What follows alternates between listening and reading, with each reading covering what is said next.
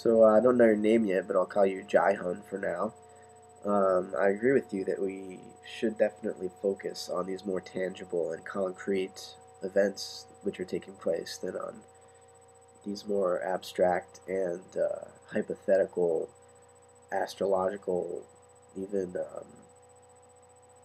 uh, astronomy type predictions that are very, they're just not grounded in our own personal earthling experience of the world. But the events you were mentioning, the seeming implosion of politics in our country right now, and the war and the ecological disaster that we're forcing upon ourselves and the earth, they're all more aspects of that confluence of forces that I was talking about that all point to not necessarily the end of the world, but just the forced evolutionary mutation of a new consciousness, a new way of interacting with the world and understanding the world. Because the two have been separated for a very long time. Um, our understanding, our mind, and our action, our bodies have been increasingly fragmented by the development of the structures of consciousness up until this point that we're moving through now. I mean, rationality was the last momentous shift that human beings went through when they left the medieval period of mythical thinking and very religious understanding, literalized religious understanding of the way the world works. Um, and certainly philosophy developed out of that, but it was a very mythically based philosophy that wasn't informed by empirical observation, which is what rationality and science allowed for.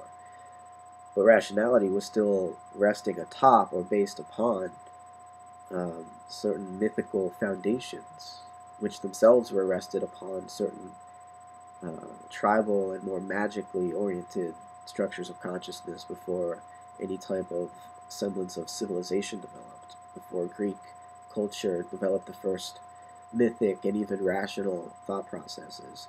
People were more primitive and they were oriented in the world based on their instinct and their prime sexual drives, their drives to eat and to survive. And so they relied upon magic, and they were very obsessed with symbols because they assumed things like, or their experience seemed to confirm certain practices like, the shamans would motivate the people of a tribe to do a rain dance in order to change the weather. And I mean, when there's a drought, there is associated with that a certain character that the people assume, and their daily lives become certainly atrophied because they have no food. But these early types of people didn't necessarily differentiate between their own states of mind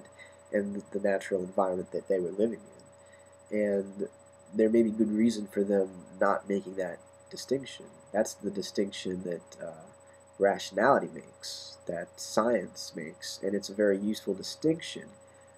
However, for rationality to then assume that through this method of divorcing the symbols from the world, divorcing the mind from the body, um,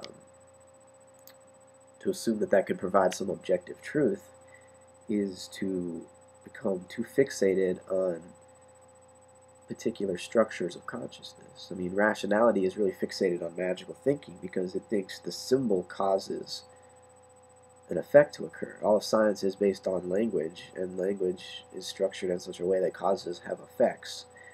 And, in the magic structure of consciousness, a tribal person will make an association between drawing a dead pig in the sand before going out on the hunt and then actually catching a pig from the forest because of just pure correlation. That's how the human mind works. That's how it thinks.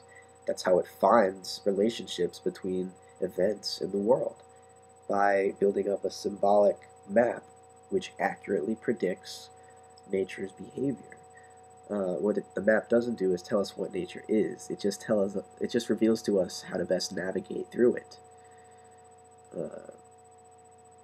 I was having a discussion through text comments earlier with somebody, and we were arguing about whether or not atoms are actual physical entities, meaning they're like miniaturized basketballs, miniaturized grapes, actual cylinders that I could hold 100 trillion atoms on the tip of my finger, say, as if they were actual little orbs. I mean, my basic position on this is that they are mathematical constructs.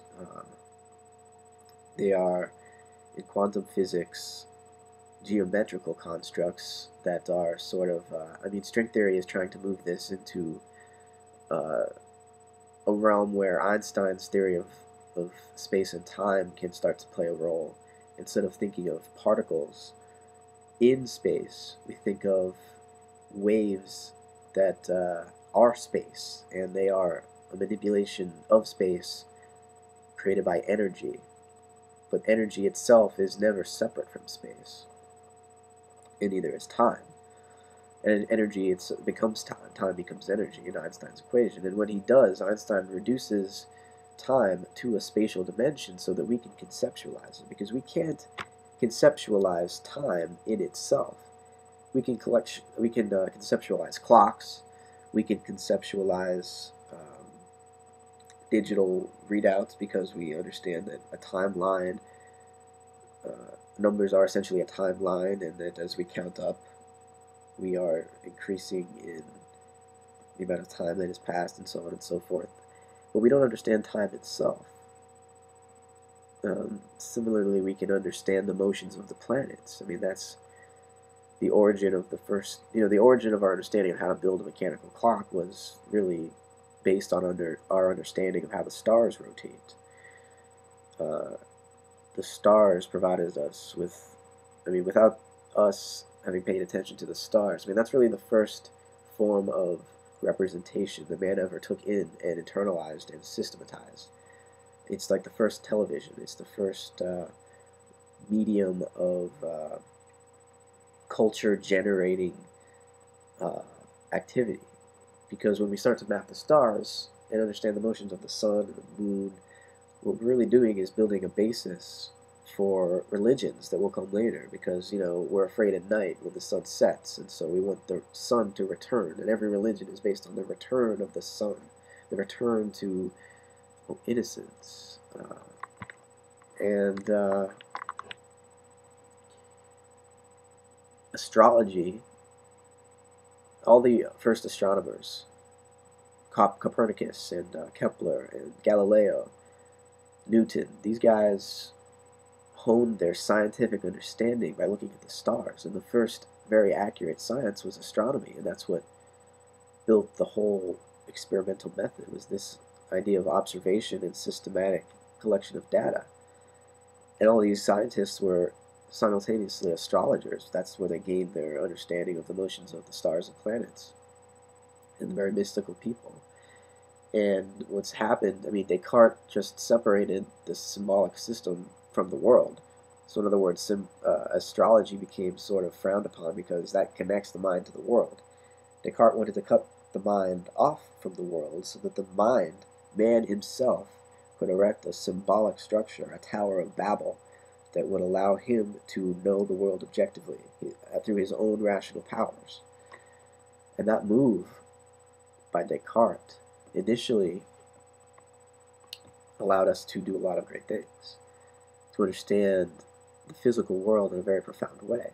But then science tried to start applying that physical understanding of this concept known as materialization, or the mechanization of nature, the breaking down of nature into discrete parts, the atomization of it, the reductionism of it, the rationalization of it, which is basically the dividing up of it into opposite halves, which interact with each other to produce this holistic behavior. But see, that understanding of the systematology, the systematic workings of these machines wasn't really understood in the profound way that it is necessarily required back in the time of Newton in the first science. They understood that everything was a system. It was a mechanical system.